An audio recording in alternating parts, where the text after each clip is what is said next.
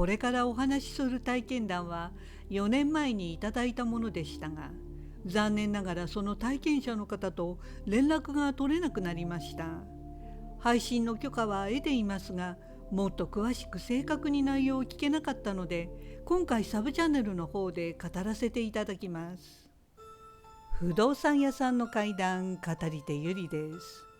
これは愛知県にお住まいの50代の主婦の方が体験したお話です。その方を仮に佐藤さんとしておきます。さて、まず時計の針をだいぶ巻き戻して、それは佐藤さんがまだ幼稚園に入るか入らないかぐらいの5歳前後の時に始まりました。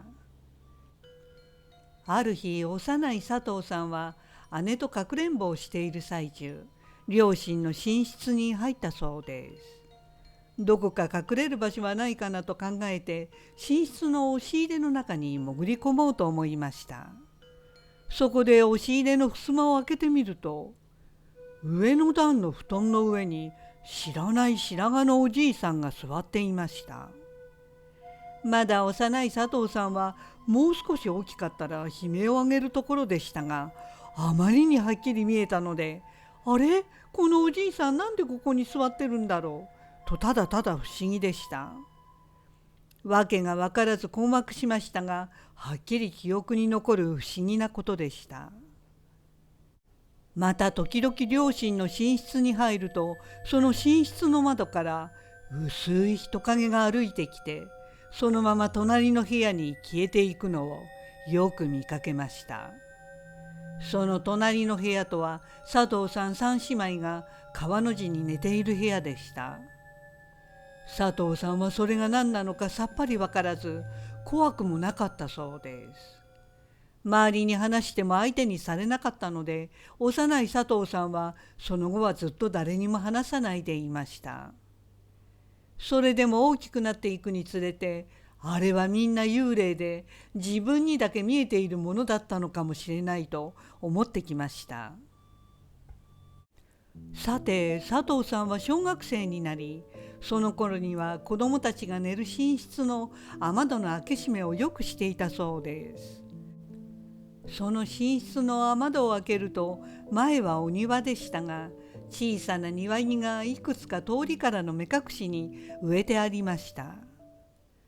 そんなある日、雨戸を開けると、その庭木の一つに真っ白な蛇が絡まりついていたそうです。それは小さな蛇で細く、とてもきれいな鱗をしていました。その後も時々白蛇は現れ、佐藤さんはなんとなくそれが良いもののように感じていましたが、家族には黙っていたそうです。それからしばらくしてある朝、いつものように佐藤さんが窓を開けた時でした。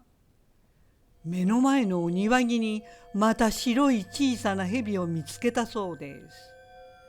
でもその時はいつもと少し違いました。その白蛇の目が真っ赤だったのです。朝日を浴びて目が赤く光って見えたそうです。佐藤さんはその目を見た瞬間、不吉なものを感じ、白蛇が良くないことを知らせようとしているように思いました。でも佐藤さんは蛇のこともどうせ信じてくれないと思い、両親には話しませんでした。そしてその日のことでした。佐藤さんの6歳上のお姉さんが突然首が動かなくなりました。動かすとひどい痛みで、佐藤さんの両親が心配してすぐお姉さんを病院に連れて行ったそうです。するととても危険な状態で、即その場で入院することになってしまいました。その詳しい病名までは分かりませんが、一命は取り留めたということでした。その時佐藤さんはあの赤い目の白蛇のことを思い、このことを私に伝えようとしていたのかもしれないと子供ながらも思ったそうです。そしてさらに月日は流れ、佐藤さんがちょうど中学を卒業した頃でした。この頃には道路整備や宅地化などが進み、庭で白蛇を見ることはなくなっていたそうです。そしてだんだんと不思議なことは家ではなく佐藤さん自身に起きているのだと分かってきました。それはある夜のこと、佐藤さん三姉妹とお母さんで夕食を食べている時でした。昭和の時代ですからお父さんはまだ仕事で帰宅していませんでした。4人で楽しく食事をしている最中、佐藤さんははっとなり箸が止まりました。突然数年前に亡くなったおばあさんのことが目に浮かんだそうです。それは思い出したというのではなく、生前のおばあさんのいろんなシーンが走馬灯のようにイメージで脳裏に入ってきました。それも何の脈絡もなく見えたので、佐藤さんは困惑したそうです。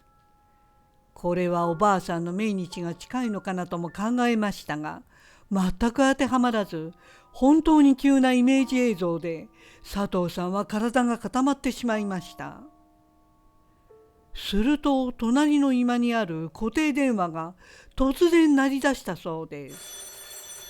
当時はまだ黒電話であの金属音のような呼び出し音が鳴り響きました。その瞬間我に返った佐藤さんでしたが、なぜか嫌な予感が波のように押し寄せてきました。佐藤さんのお母さんがすぐに電話に出ると、お母さんはしばらく無言のままで相手の話を聞いていました。佐藤さんたち三姉妹は何だろうと母親の様子がいつもと違うので気になりました。するとしばらくしてお母さんが最後に「はい」と一言だけ言って電話を切ったそうです。佐藤さん姉妹は「お母さん誰からだったの？」とすぐ聞きました。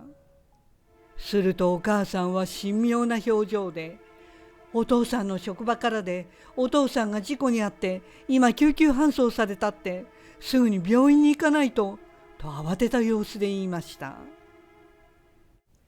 佐藤さんのお父さんが勤めているのは工場で、そのラインを手伝ったりもするのですが、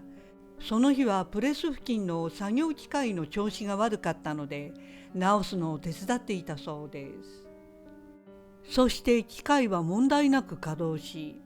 お父さんはその日の仕事は終わり工場を退出するところでした。そしてちょうどその今直した機械の前を横切った時です。鉄筋を吊り上げていたワイヤーが佐藤さんのお父さんの真上で突然切れたのです。それはありえない事故だったそうです。するとちょうどお父さんが歩いていたところにへこんだ部分があり、その鉄筋はそのへこんだ場所に落下しました。そのためお父さんは鉄筋とへこんだところの間に挟まれて奇跡的に命だけは助かったということでした。